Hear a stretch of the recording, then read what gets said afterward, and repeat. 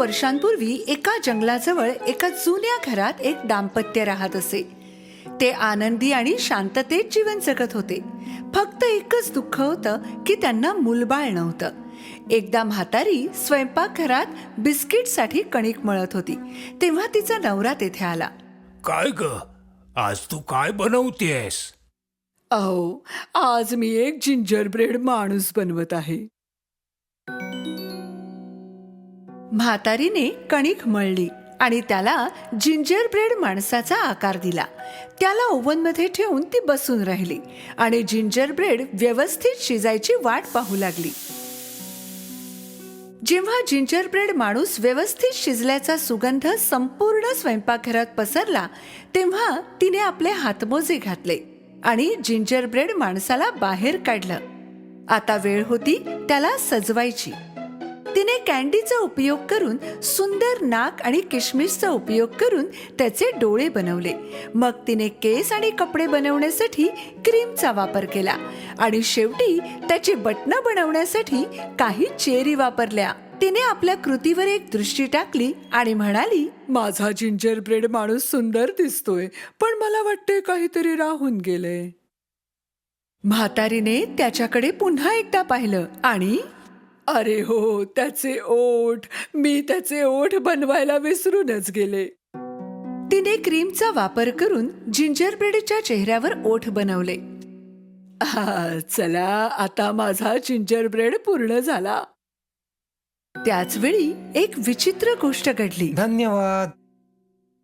पण हे कसं शक्य आहे? तू बोलू शकतोस? जिंजर ब्रेड माणूस अचानक उठून उभा राहिला आणि त्याने धावायला सुरुवात केली. हो, आणि मी धावू सुद्धा शकतो. जिंजर ब्रेड माणसाने स्वयंपाकघराच्या बेंचवरून खुर्चीवर आणि मग जमिनीवर उडी मारली आणि मग बागेकडे दरवाजातून जोरात धावत गेला. परत ये, अरे परत ये. म्हातारी ओरडली. जिंजर ब्रेड बोलत बोलत धावत होता. धावा, जेवढे धावू शकाल तेवढे धावा. मला कोणी पकडू शकत नाही, कारण मी आहे जिंजर ब्रेड माणूस. म्हातारी बागेत गेली आणि जिंजर ब्रेडच्या मागे धावू लागली. म्हाताऱ्याने खिडकीतून बायकोला धावताना पाहिलं. अगं, तू का धावतेस? म्हातारीने धावतानाच नवऱ्याला उत्तर दिलं, माझा जिंजर ब्रेड माणूस पळाला, मी त्याला पकडण्याचा प्रयत्न करते. आ? म्हातारा काहीच बोलू शकला नाही. म्हातारी धावत होती, पण जिंजर ब्रेड माणूस इतक्या जोरात धावत होता की त्याला पकडणं अशक्य होतं. काही वेळानंतर जिंजर ब्रेड माणूस एका शेतात पोहोचला. एका चरणाऱ्या गायीने त्याला पाहिलं. हा, किती छान बिस्किट आहे, मला त्याला पकडून खायला हवं. गाय सुद्धा जिंजर ब्रेडच्या मागे धावू लागली. थांब, पळू नकोस, मी तुला खाणार. धाव, जेवढ्या जोरात धावता येईल तेवढं धाव. ती म्हातारी सुद्धा मला पकडायचा प्रयत्न करते, पण मला कोणीच पकडू शकत नाही, कारण मी आहे जिंजर ब्रेड माणूस. म्हातारी आणि गाय जिंजर ब्रेड माणसाच्या मागे धावत होते आणि यावेळी एका डुकराने जिंजर ब्रेड माणसाला पाहिलं. जिंजर ब्रेड माणूस, माझ्या तोंडाला पाणी सुटलं. धाव, मी तुला पकडतो. जिंजर ब्रेड माणसाने धावतानाच डुकराला उत्तर दिलं. धाव, जेवढा जोरात धावू शकशील तेवढा धाव. ती म्हातारी आणि गाय सुद्धा मला पकडायचा प्रयत्न करते, पण कोणीच मला पकडू शकत नाही, कारण मी आहे जिंजर ब्रेड माणूस. जेव्हा ते धावत होते, जिंजर ब्रेड माणूस पुढे आणि त्याच्या मागे म्हातारी, गाय आणि डुक्कर धावत होते. त्याच वेळी एका कोंबडीने जेवण शोधत असताना जिंजर ब्रेडला पाहिलं. अरे, हे तर माझं दुपारचं जेवण आहे. आता कोंबडीही त्याच्या मागे धावू लागली. तू जेवढा जोरात धावू शकतोस धाव जिंजर ब्रेड माणसा, मी तुला पकडणारच. या, धाव, जेवढ्या जोरात धावता येईल तेवढं. ती म्हातारी, गाय आणि डुक्कर सुद्धा मला पकडू शकले नाहीत आणि तू सुद्धा पकडू शकणार नाहीस, कोणीच नाही, कारण मी आहे जिंजर ब्रेड माणूस. जिंजर ब्रेड माणूस पुढे आणि त्याच्या मागे म्हातारी, गाय, डुक्कर आणि कोंबडा धावत होते. सगळेच धावत होते, पण जिंजर ब्रेड माणूस सर्वात जोरात धावत होता.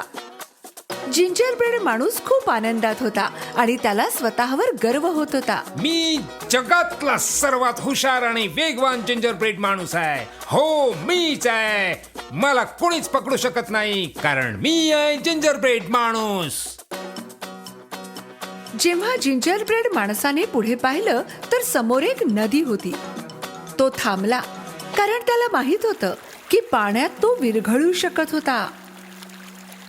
ओ, अरे बाप रे, आता काय करायचं?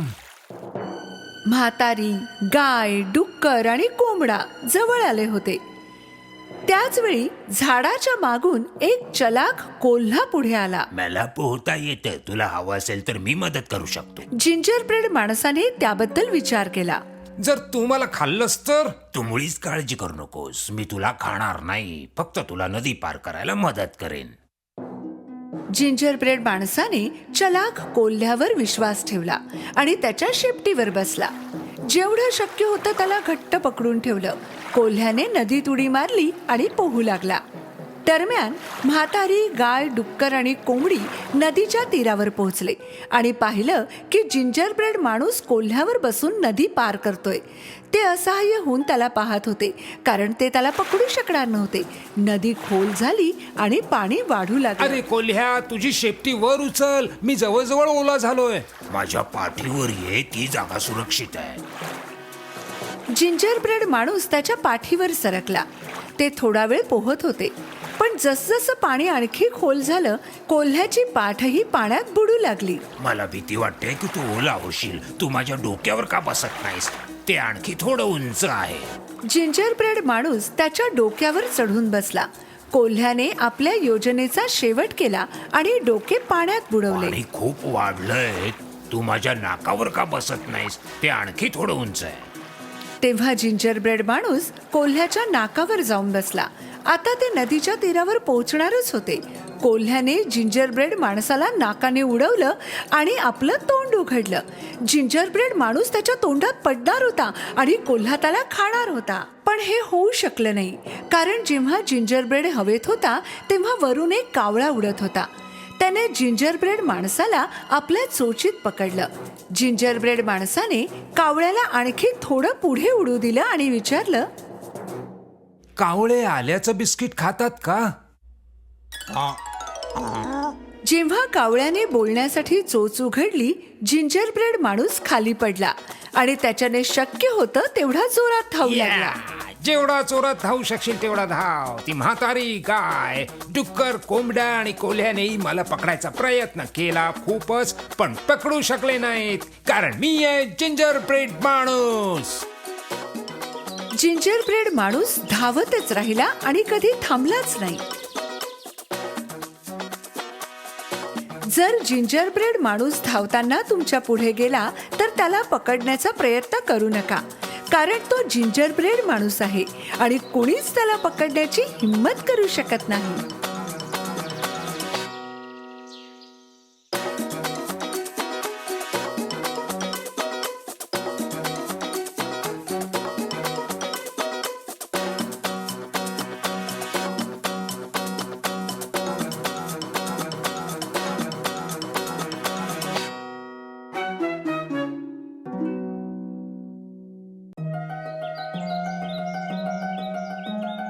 खूप वर्षांपूर्वी खूप दूरवर एल्व्सच्या जमिनीवर 3 एल्व्स राहत होते. हे एल्व्स चांगल्या मनाचे संत बनायला तयार होते आणि आता निघाले होते माणसांच्या जगाच्या सफरीवर.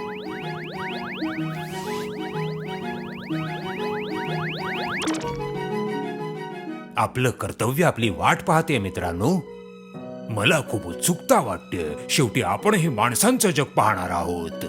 माझी इच्छा आहे की प्रत्येक व्यक्तीने आनंदात राहावे.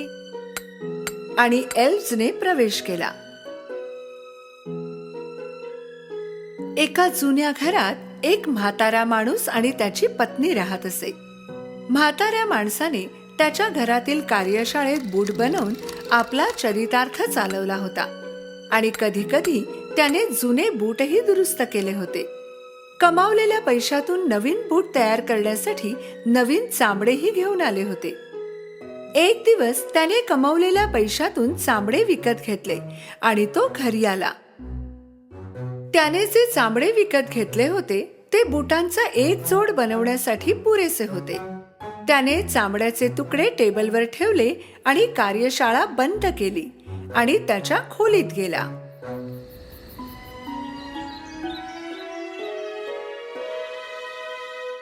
सकाळी जेव्हा त्याला जाग आली, बिछाण्यावर बसल्या बसल्याच त्याने जोरदार आळस दिला. त्याने बुटांच्या विविध प्रकारांचा विचार केला जो आज अंमलात आणणार होता आणि नेहमीप्रमाणे त्याने नाश्ता केला जो त्याच्या पत्नीने बनवला होता. प्रिये, तुझे खूप खूप धन्यवाद. मला आता कामावर निघायला हवं. आज मी बुटांचा एक सुंदर जोड बनवणार आहे. काल रात्री तुम्ही बुटांचा एक जोड बनवला. तुमच्याकडे आणखी एक जोड बनवण्यासाठी पुरेसे चामडे आहे का? म्हातारा चकित झाला, कारण त्याला माहित होतं की काल रात्री झोपण्यापूर्वी त्याने बुटांचा कोणताही जोड बनवला नव्हता आणि म्हणूनच म्हातारा लगेच त्याच्या कार्यशाळेत गेला. त्याची पत्नी देखील त्याच्या मागे गेली. त्याने दरवाजा उघडला आणि पाहतो तर काय, चामड्याचा तुकडा जो काल रात्री झोपण्यापूर्वी त्याने टेबलावर ठेवला होता तो आता खूप सुंदर बुटांचा जोड बनला होता. म्हाताऱ्याचे डोळे तो बुटांचा जोड पाहून हरकून गेले. हे बूट मी कधी बनवले? मला काहीच आठवत नाहीये. मला वाटतं मी खरंच म्हातारा झालोय. बूट एवढे सुंदर होते की म्हाताऱ्याने बूट लगेच शोकेस मध्ये ठेवले आणि ग्राहकाची वाट पाहू लागला. काही वेळातच एका श्रीमंत माणसाने खिडकीतून बूट पाहिले आणि तो आत आला. सुप्रभात. तुमच्या खिडकीसमोर ठेवलेले बूट मला विकत घ्यायचे आहेत. त्याची किंमत कितीही असो, मी आजपर्यंत पाहिलेल्या बुटांमध्ये सर्वात सुंदर आहेत. खूप आनंदाने म्हाताऱ्याने तो बुटांचा जोड विकला आणि त्याने त्याच्या योग्य किमती व्यतिरिक्त जास्त काहीही मागितलं नाही. या खेपेला म्हातारा बुटांचे 2 जोड बनवण्यासाठी चामडे आणायला बाजारात जात होता आणि मग त्याने टेबलावर चामडे ठेवले आणि खोलीत सगळीकडे फिरून आला. चामड्याच्या तुकड्यावर एक दृष्टी टाकली आणि तो झोपायला निघून गेला. जाग आल्याबरोबर तो थेट त्याच्या कार्यशाळेत गेला. या खेपेला सुंदर बुटांचे 2 जोड टेबलावर होते. पुन्हा एकदा म्हातारा खूप खुश झाला. त्याने बूट शोकेसमध्ये ठेवले. त्याच दिवशी त्याने बुटांचे ते 2ही जोड चांगल्या किमतीला विकले आणि मग तो पुन्हा एकदा आणखी चामडे आणायला बाजारात गेला. त्याच्या मनात एकच विचार घोळत होता की बुटांचे हे सुंदर जोड कोण बरं बनवत असेल. त्याने चामडे टेबलवर ठेवले आणि तो खोलीत निघून गेला. सकाळी त्याच्याजवळ टेबलवर बुटांचा ढीग होता. म्हाताऱ्याने त्या दिवशी बुटांचे सगळे जोड विकले. खूप काळ म्हातारा बुटांपासून मिळणाऱ्या पैशांवर घर चालवण्यास सक्षम होता. कमावलेल्या पैशातून चामडे विकत घेणे त्याने सुरूच ठेवले. पण म्हातारा एवढा उत्सुक होता की बुटांचे हे जोड कोण आणि कसे बनवत असेल. एका रात्री त्याने त्याच्या कार्यशाळेच्या कोठारात लपून बसण्याचा निर्णय घेतला आणि बूट कोण बनवत आहे याचा शोध लावला. आज रात्री मी बूट बनवणाऱ्यांना शोधून काढेनच काढेन. मध्यरात्रीच्या वेळी कार्यशाळेची खिडकी उघडली गेली आणि एल्फ्सने प्रवेश केला. एल्फ्स पैकी एकाने चुकून फुलदाणीवर उडी मारली. आवाज ऐकून म्हाताऱ्या माणसाने आपल्या जागेवरून बाहेर उडी मारली. जरा सावध राहा, नाहीतर ते जागे होतील. जेव्हा म्हाताऱ्या माणसाने दरवाजा ढकलला आणि हळूच बाहेर आला तेव्हा त्याच्या डोळ्यांवर विश्वासच बसला नाही. त्याने त्याचे डोळे चोळले आणि पुन्हा पाहिले. त्याने पाहिलं की टेबलवर 3 एल्फ्स होते. ते नृत्य आणि काम एकाच वेळी करत होते. त्यांच्यापैकी एकाने चामडे कापले, एक शिवत होता आणि दुसरा ते चिकटवत होता. मग त्यांनी लेस बांधली आणि बूट पॉलिश केले.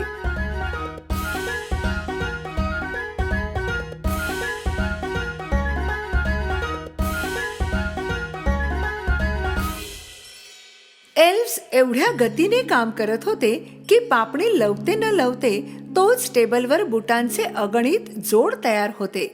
ते सगळे सुंदर आहे. चला कोणी उठण्यापूर्वी इथून निघूया. जसे आले होते तसेच एल्व्स निघून गेले, हसत खेळत नृत्य करत. म्हातारा त्याच्या लपण्याच्या जागेवरून बाहेर आला. तो आपल्या पत्नीकडे धावतच गेला आणि जे काही झाले होते ते तिला सांगितले. स्वाभाविकच त्याच्या पत्नीला या सगळ्यांवर विश्वासच बसला नाही. पण जेव्हा तिने बुटांचे अगणित जोड पाहिले, तिला माहित होते की तिचा नवरा एका रात्रीत एवढे बुटांचे जोड तयार करू शकत नाही. एल्व्सने जे काही केले त्यासाठी त्यांना धन्यवाद देण्याच्या मुद्द्यावर दोघांचे एकमत झाले. दुसऱ्या दिवशी म्हाताऱ्याच्या पत्नीने पाहुणचार बनवला.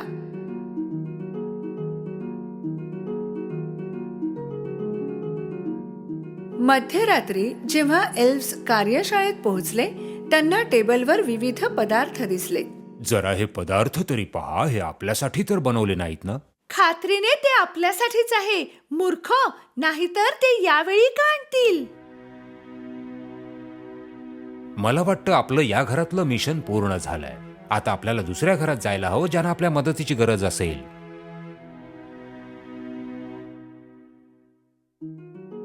म्हातारा आणि त्याच्या पत्नीला जाग आली आणि ते कार्यशाळेत गेले.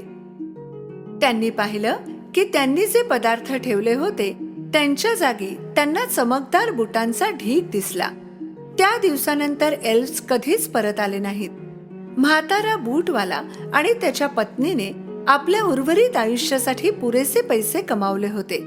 म्हाताऱ्याने विचार केला की एवढ्या वर्षांच्या अथक परिश्रमानंतर त्यांना हे फळ मिळालं आहे. हेच कारण आहे की त्याने बूट बनवणे कधीच थांबवले नाही. आणि जेव्हा त्यांनी लहान एल्व्स बद्दल विचार केला, ते नेहमीच त्यांच्याबद्दल कृतज्ञ आणि आभारी होते.